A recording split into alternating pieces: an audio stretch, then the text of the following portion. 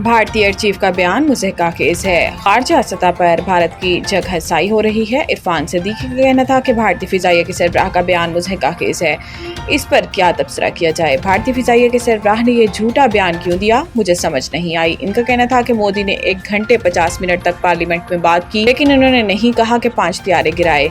झूठे शख्स का हाफजा नहीं होता, शायद वो समझते हैं कि इनका झूठ सच समझा जा रहा है। सेनेटर इरफान सिद्दीकी का कहना था कि भारतीय रियासत बहार आबादी के लिहाज से चौथे नंबर पर है और वहाँ इलेक्शन होने जा रहे हैं।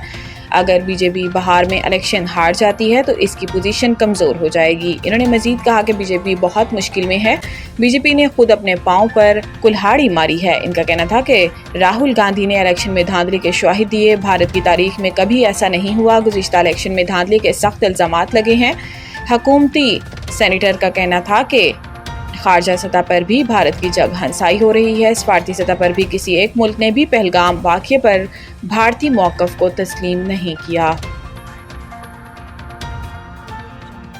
अल जज़ीरा के मारूफ सहाफ़ी अपने साथियों समेत इसराइल के टारगेटेड हमले में शहीद। गज़ा के अल-शिफा हॉस्पिटल के मुताबिक 28 साला अनस अल शरीफ और इनके साथियों को अस्पताल के मरकज़ी दरवाजे के करीब इस वक्त निशाना बनाया गया जब वो सहाफ़ियों के लिए लगाए गए खेमे में मौजूद थे।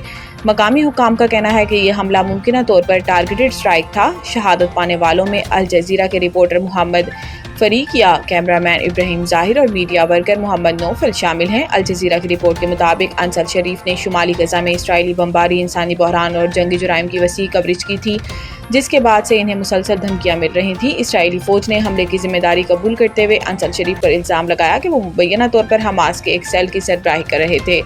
ताहम इस दावे के शवाहिद ताहाल मंजर आम पर नहीं लाए गए। सराय के मुताबिक अनस अल शरीफ इन सहाफ़ियों में शामिल थे जो गज़ा में जारी तबाही को आलमी सतह पर उजागर करने के लिए दिन रात मसरूफ़ थे।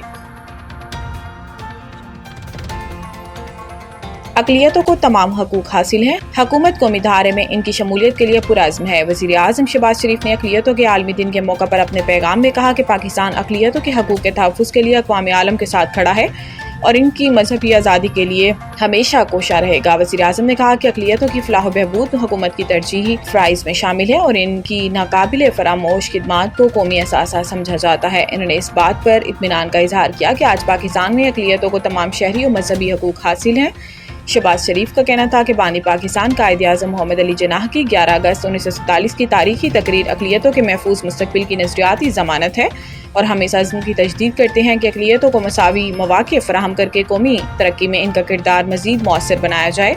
इन्होंने कहा कि पाकिस्तान को अक़लियतों के जज्बे हुब्बुल-वतनी और सकाफ़ती विरसे से लगाव पर फ़ख्र है और हुकूमत इनकी कौमी इदारे में भरपूर शमूलियत के लिए पुरअज़्म है।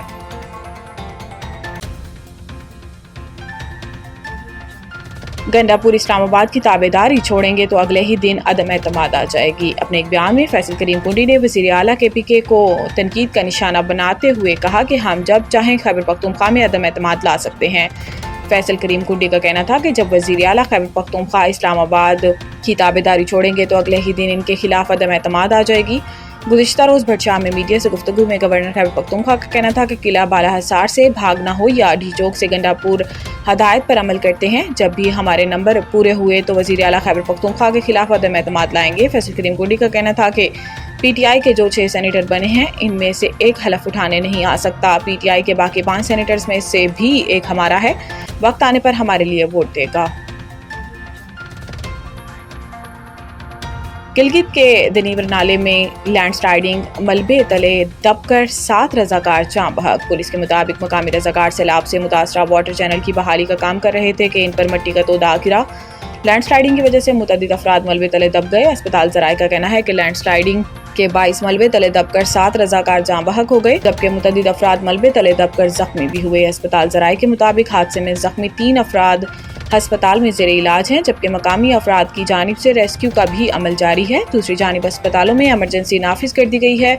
इस हवाले से तर्जुमान सूबाई हुकूमत का कहना है कि गिलगित बल्तिस्तान में मौसमियाती तब्दीलियां अरूज पर हैं और ग्लेशियर्स पिघलने से सैलाब की तबाहकारियों का सिलसिला जारी है। शेषपर नाले से पानी के बहाव में इजाफे के बाद नाले में सैलाब आ गया। सैलाब से मुत्तसिल आबादियों की ज़मीनों को शदीद नुकसान पहुंचा है। तर्जुमान गिलगित बल्तिस्तान हुकूमत ने बताया कि दनीवर नाले में मिट्टी का तोदा गिरने से 7 अफराद जाँ बहक और 7 अफराद जख्मी हुए। दनीवर नाले में इमदादी कार्रवाइयां मुकम्मल कर ली गई हैं।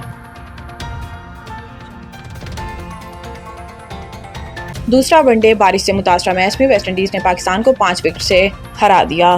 3 ون ڈے میچز کی سیریز کا دوسرا میچ ٹرینڈاڈ میں کھیلا گیا، جس میں میزبان ویسٹ انڈیز نے پاکستان کے خلاف ٹاس جیت کر فیلڈنگ کا فیصلہ کیا۔ پاکستان ٹیم میں آج 3 تبدیلیاں کی گئیں، حسن علی، محمد نواز اور محمد ابرار کو شامل کیا گیا، جبکہ فہیم اشرف، سفیان، مقیم اور نسیم شاہ آج کی پلینگ 11 میں شامل نہیں تھے۔ پاکستان کی اننگز کے دوران میچ بارش کی وجہ سے 3 مرتبہ روکا گیا اور اننگز کو 37 اوورز تک محدود کیا گیا۔